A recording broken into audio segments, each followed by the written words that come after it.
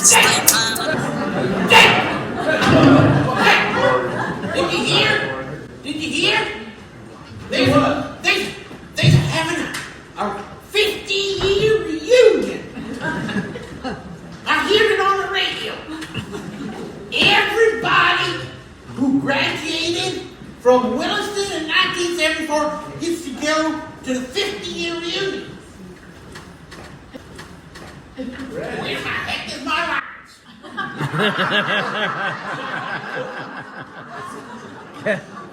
I'm gonna kiss my lines.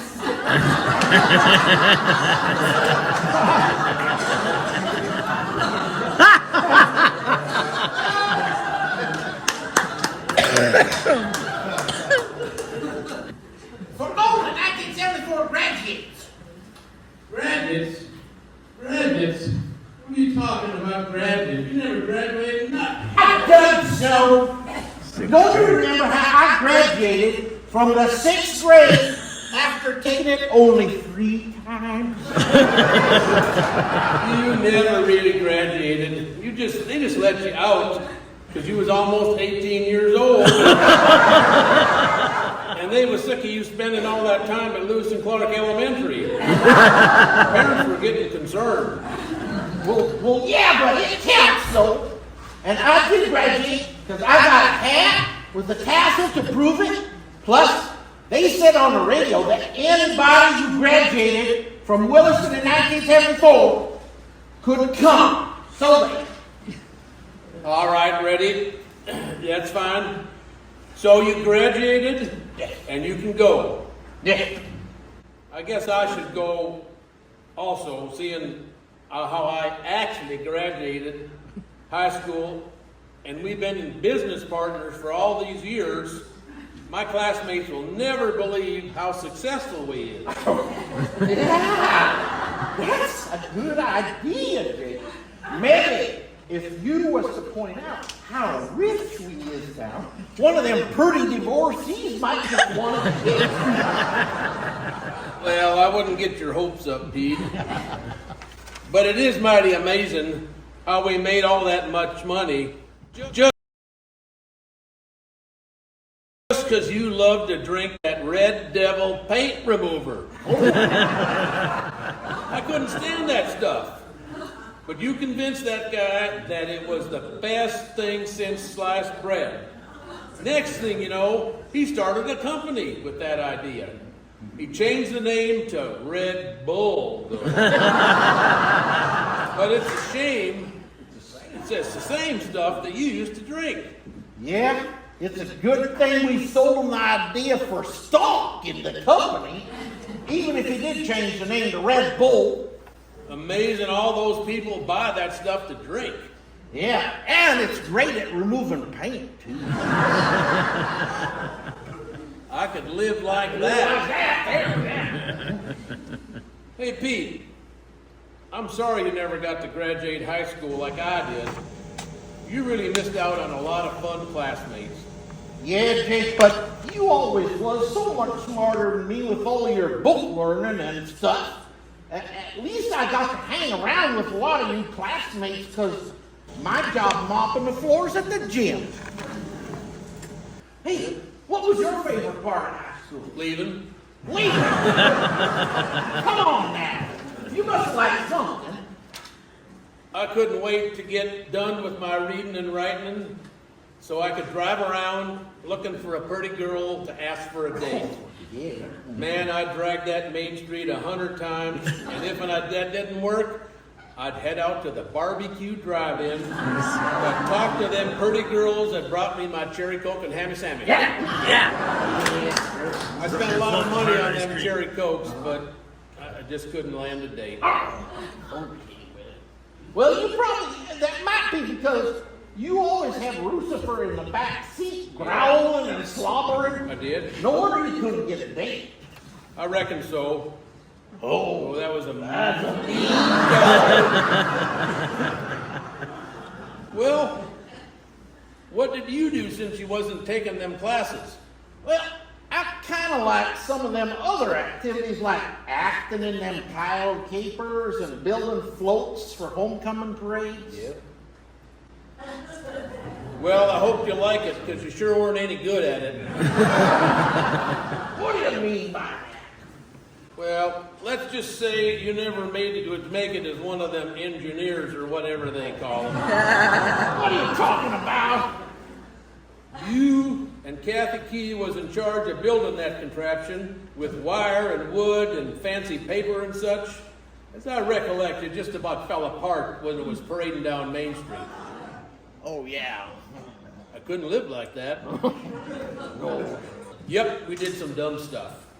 But, you know, speaking of dumb stuff, remember when we put that car in the hallway in front of the principal's office? Sorta. Refresh my memory, Pete. Well, I think it was about the week of homecoming celebration. That's right. We was working on the parade float. Yep. Liz Heller had that little car. It was so small, it only took about 6 fellers to lift it. I do not recall who had the idea, but someone did come up with the idea of putting it in the school. But how? Well, somebody said you can take the couple of them doors off the front of the school and just carry it up the stairs. That's right. We told Liz that we needed her car to get some more supplies or something, or maybe we just stole it. Maybe we just stole it. Yeah. Well, some fellers was to know how they got them doors off, and they just carried that car on up the stairs and put her smack dab in front of the principal's office. Then they put them doors back on and see that. Next morning, Mr. Easton come in, and there was Liz Heller's car parked right in front of his office.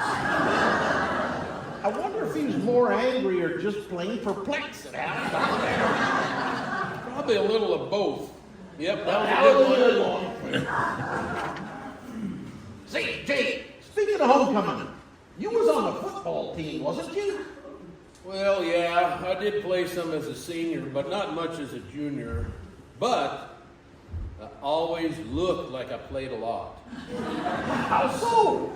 Well, my friend Billy Carnes, he showed me the secret to looking like I played the whole game. How'd you do that? Well, when we was juniors, me and Billy didn't play much. Bench warmers, pine boys they called us. One day we was running off the field back to the locker room at halftime, and some little grade schoolers called us scrubs on account of our white uniforms was all clean. They figured we didn't play much and wasn't any good. Well, maybe it wasn't any good. Well, yeah. I remember one coach telling another coach as we was running off the field after a practice, well, we're not big, but we're slow. Anyhow, Billy says we need to look like we was playing so we wouldn't get hooted at by them young'uns. Well, how'd you do that? Well, when we was warming up, right before the game started, we got ourselves as dirty as we could.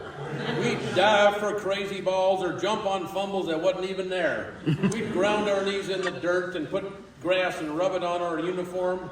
We'd even pour water over our heads to look like we was sweating a whole lot. Never got hooted by them young'uns.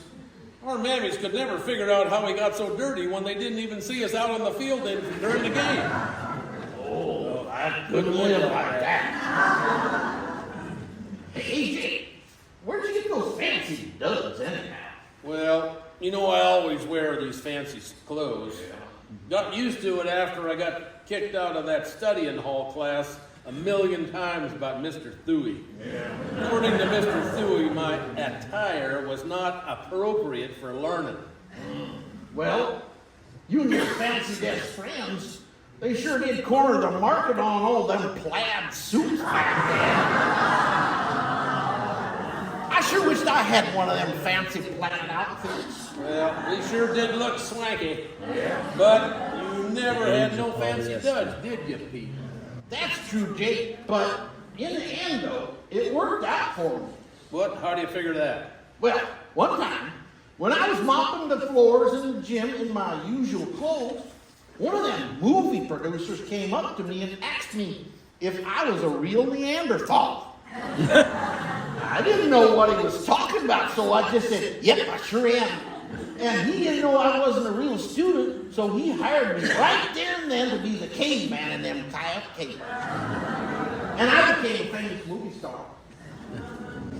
Pete, you wasn't no movie producer, and you weren't no movie star. Oh, You just wandered around on the stage acting like your normal stupid self. Lucky for you that those judges liked all them pretty girls in the capers, and that's why you guys won first place. yeah. But after that, though, they thought I was a real student, and I got my own locker and everything. You did. Yep. Speaking of clothes, hey, you remember that time when a couple of our classmates didn't wear no clothes? I do not recall that, Pete. What? Did Lucifer scramble your brains when you're trying to steal his food or something? It happened when we went to watch them pretty girls try out to be in their own cheerleading. Oh, I do recollect, and I do remember. We was sitting on them bleachers, admiring them pretty girls. Then all of a sudden, there was shouting and yelling and laughing. Right there at the end of the gym, there was two fellas running buck naked across the floor. Three.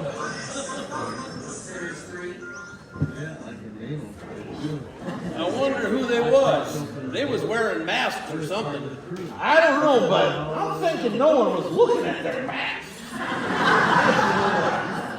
Yep, I sure wasn't looking at their faces neither. I couldn't live like that.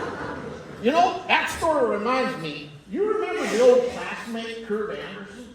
Sure do. Ooh, he was a tough guy. Don't mess with him. Oh, yeah, but remember how he was the most popular guy in the entire locker room? Oh, yeah. That's just because he drilled them peepholes into the girls' locker room. There was lines of guys all the way down the hall waiting to take a look. He used to charge $1 just for a 15-second peep. He must have made a fortune on that business adventure. Oh, I couldn't live like that.